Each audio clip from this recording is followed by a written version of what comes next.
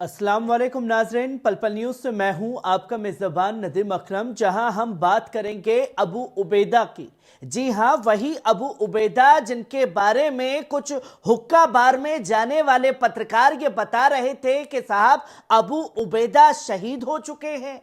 कुछ तो बेवड़े इतने आगे निकल गए कि नाम निहाद मुस्लिम यूट्यूबर ये बताने लगे कि अफगानिस्तान में अबू उबैदा का क्या हुआ। अबू उबैदा तो जंग में शहीद हो चुके हैं।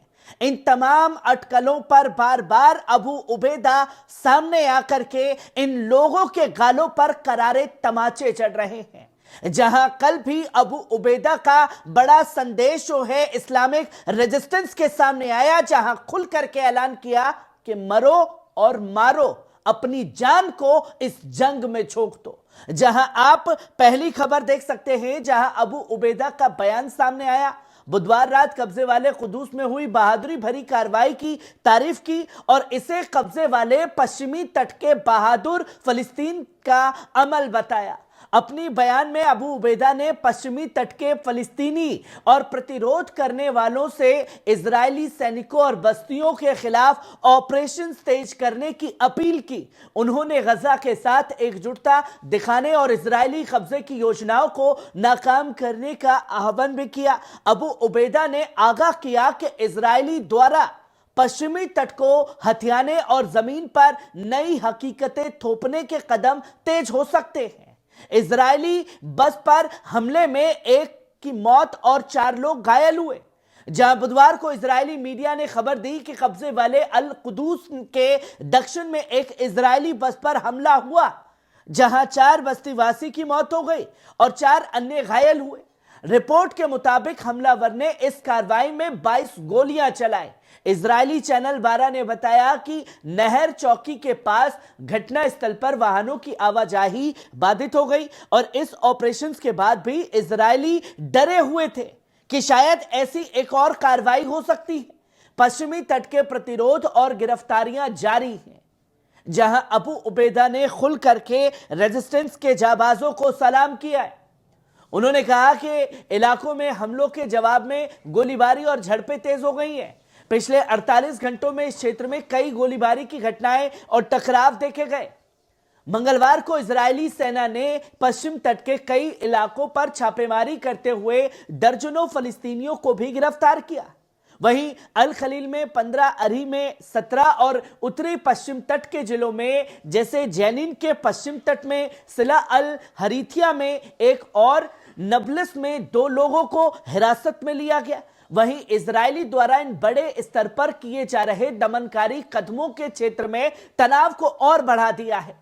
फलस्तीनी प्रतिरोध इस कब्जे के खिलाफ अपनी कार्रवाई जारी रखने का इरादा जाहिर कर रहे हैं। वहीं आप दूसरी खबर भी अपनी स्क्रीन पर देख सकते हैं, जहां गजा में इजरायली गाड़ियों और सैनिकों निशाने पर है। अल कस्साम ब्रिगेड, जो कि हमास का सैन्य विंग है, उसने भी ऐलान किया कि उन्होंने जबलिया के उत्तर में फालुजा कब्रिस्तान के पास 2 इजरायली गाड़ियां और एक D9 बुलडोजर नमर बख्तरबंद गाड़ी को शोवाज विस्फोटक से निशाना बनाया, जिसमें सैनिकों पर सटीक हमला किया गया। कसाम के मुजाहिदीन ने जबलिया कैंप के ब्लॉक 2 इलाके में 2 इजरायली सैनिकों को स्नाइपर हमले में मार गिराया गया। इसके अलावा गजा शहर के दक्षिण में नेट सिराम इलाके में दुश्मन के ठिकानों पर भारी मोर्टार और 107 mm रॉकेट से हमला किया गया। अलक्सा ब्रिगेड की कार्रवाई, वही अलक्सा शहीद ब्रिगेड्स ने भी नेट सराम के मोर्चे पर इजरायली सप्लाई और लॉजिस्टिक सपोर्ट सेंटर पर भारी मोर्टार शेलिंग की। गजा में ये हमले इजराइल की बढ़ती घुसपैठ को और बर्बर कार्रवाई के खिलाफ प्रतिरोध की मजबूती को दिखाते भी हैं। स्थिति तनावपूर्ण बनी हुई है और गजा के विभिन्न हिस्सों में प्रतिरोध कार्रवाइयां तेज हो रही हैं। वहीं आप तीसरी खबर भी अपनी स्क्रीन पर देख सकते हैं, गजा के नसीरात कैंप में इजरायली हमले। गजा के सरकारी मीडिया ऑफिस के अनुसार नसीरात शरणार्थी कैंप में इजरायली हमले से अब तक 33 फलस्तीनी शहीद हो चुके हैं, जबकि 84 घायल हो चुके हैं और लापता भी हैं। इजरायली फौज की हवाई बमबारी में कैंप के पोस्ट ऑफिस और कई घरों को लगातार निशाना बनाया जा रहा है। जिससे दर्जनों नागरिकों की मौत और सैकड़ों घायल हो चुके हैं। इजरायली हवाई जहाजों और युद्धपोतों में नसीरात कैंप पर बमबारी जारी रखी है, जबकि पहले से ही इस इलाके में बड़ी तबाही मचाई जा चुकी है। वहीं 7 अक्टूबर 2023 से गजा पर जमीनी हवाई हमले, समुद्री हवाई हमलों में तेज कर दिए गए। अब तक 44,835 लोग शहीद हो चुके हैं, जिनमें महिलाएं, बच्चे की संख्या ज्यादा है। वहीं 1,06,356 लोग घायल हो चुके हैं। ये आंकड़े अभी अंतिम नहीं है, क्योंकि हजारों शव मलबे में दबे हुए हैं और सड़कों पर पड़े हैं। एम्बुलेंस और रेस्क्यू टीम्स को इन इलाकों में पहुंचने नहीं दिया जा रहा, जिससे स्थिति और गंभीर हो गई है। गजा में इजराइल के इन हमलों ने मानवता के खिलाफ जारी जुर्मों को और उजागर किया है। हालात दिन ब दिन बदतर हो रहे हैं, जबकि अंतर्राष्ट्रीय समुदाय खामोश बैठा हुआ है। वहीं आप चौथी खबर भी अपनी स्क्रीन पर देख सकते हैं। गजा में युद्ध विराम की कोशिशें तेज है। हमास के रुख में नरमी आई है। बंदियों की रिहाई पर बातचीत भी तेज हो चुकी है, ऐसा कहना है अमेरिकी राष्ट्रीय सुरक्षा सलाहकार जैक सुलिवन का, जहां गुरुवार को बयान दिया गया कि वो इस महीने गजा में युद्ध विराम समझौते पर पहुंचने की कोशिश कर रहे हैं। उन्होंने कहा कि लेबनान में युद्ध विराम समझौते के बाद हमास के रुख में बदलाव देखा गया। सुलिवान ने आज इजरायली प्रधानमंत्री बेंजामिन नेतन्याहू से मुलाकात की, जिसमें कैदियों की रिहाई और युद्ध विराम पर चर्चा हुई। इजरायली अधिकारियों ने बताया कि इजराइल ने हमास को नया प्रस्ताव पेश किया है, जिसमें बंदियों की रिहाई और गजा में युद्ध विराम शामिल है। उन्होंने कहा कि हमास ने इस बार ज्यादा लचीलापन दिखाया है। सुलिवान ने प्रेस कॉन्फ्रेंस में कहा कि अब समय आ गया है कि सभी बंदियों को रिहा किया जाए। युद्ध विराम समझौता बंदियों की रिहाई और गजा में मानवीय सहायता पहुंचाने का रास्ता भी खुलेगा। वहीं सुलिवान की यह यात्रा इजराइल के बाद मिस्र और कतर जाएगी, जो इस समझौते में मध्यस्थता की भूमिका निभा रहे हैं।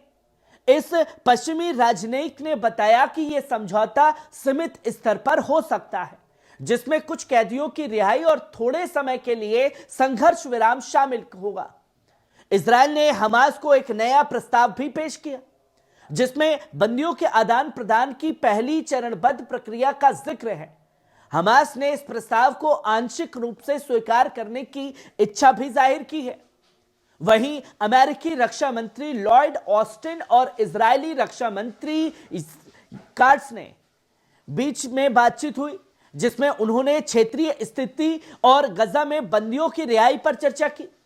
ऑस्टिन ने वॉशिंगटन की इजराइल की सुरक्षा के प्रति प्रतिबद्धता को भी दोहराया है।